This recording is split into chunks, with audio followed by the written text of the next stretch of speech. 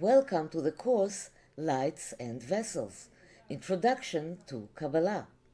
I'm glad to see you here. In this lesson, you will get an initial introduction to the concept of Kabbalah and the first people who were involved in it. Since the field of Kabbalah is so extensive and multi-layered, it is difficult to summarize it in a short sentence. What we know is that thousands of years ago, before the development of science, the Kabbalistic writings could also teach us about the structure of the universe in a precise way. The Kabbalah writings teach us about the way the world was created, the cosmic plan that stands behind the formation of the upper and lower worlds, the creation of man, and the processes that take place in creation. The Kabbalah teaches that everything that happens in our physical world is a byproduct of processes that take place in the upper dimensions. Nothing is created or happens by chance. The physical world in which we live is indeed built of physical matter, but matter was created in an exact, detailed reflection of the higher spiritual worlds.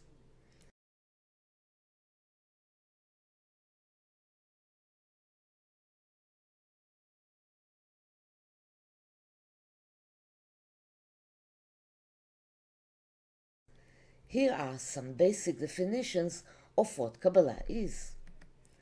The Kabbalah is a theory that relates to the secret aspects of Jewish thoughts. It has been passed down between sages throughout the generations. Literally, the word Kabbalah expresses information given orally from teacher to student. The Kabbalah studies the Creator and creation, the relationship between God and man, and between man and his God. The teachings of Kabbalah have a wide influence on the Jewish spiritual life, and nowadays Kabbalah is considered as an important source of knowledge for many New Age students in many cultures. The Kabbalah includes several modalities: the philosophical Kabbalah, the meditative Kabbalah, the mystical Kabbalah, and the practical Kabbalah. Most of the content of this course is related to the philosophical Kabbalah.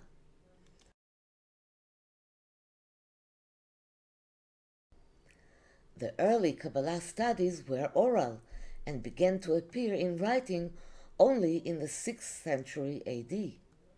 They were passed on from teacher to student individually, and it was not recommended to study Kabbalah alone by reading from the scriptures, because understanding the content was considered impossible. In general, the Kabbalah teaches the difference between God's own self, Atzmuto, the essence of deity, which no one can grasp, and between the various manifestations of the Creator in the world, through which we can learn about his ways of action. The Kabbalah also includes the theory of incarnations, the wide topic of personal rectification, and the secret interpretations of the Bible. The Kabbalist strives to unite with deity by observing the divine essence that is hidden in all that is created, and to ascend in degrees of spiritual perfection in order to connect with the supreme root of his soul and be contained in deity. The Kabbalah includes ancient literature of the temples and the Merkabah, a collection of essays written between the 2nd and 5th centuries AD in the land of Israel. It also includes the group of the scriptures that teach the act of Genesis, Maaseh Bereshit, which were written during the period of the Tanaim, the rabbinic sages who lived in the 1st and 2nd centuries AD, and described the creation of the world and the heavenly essence linked to the material world. In the literature from the period of the sages, from the time of the Second Temple all the way to the 6th century AD, we can find written references to the secretive theories of the Kabbalah. This literature teaches us that the Kabbalah, as we know it today, exists for at least 2,000 years. The teachings of Kabbalah began to be exposed in Provence, in the south of France, at the beginning of the 6th century AD, and a number of Kabbalistic essays were published by a circle of Kabbalists, among them Rabbi Yitzchak Sagi Nahor, Rabbi Avraham ben Yitzchak Hara Abad, and Rabbi Jacob HaNazir.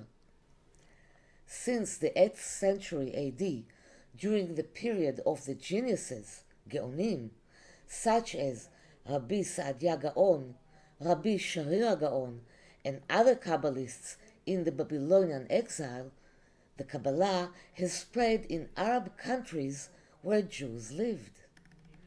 The Kabbalah was widespread in Spain since the end of the 12th century and in the 13th century. During the Middle Ages, the practice of Kabbalah expanded in wider circles throughout Europe, from Provence to other centers such as Burgos and Toledo in Castilla, in Spain. During the 15th century, fewer innovations were made in Kabbalah, but in 1492 a profound change took place among the Jews due to the expulsion from Spain, and the center of studying the secret doctrine moved to the city of Tzfat in Israel. During the rule of the Ottoman Empire, the land of Israel became the main center of Kabbalah in the world, mainly in Jerusalem and Tzfat.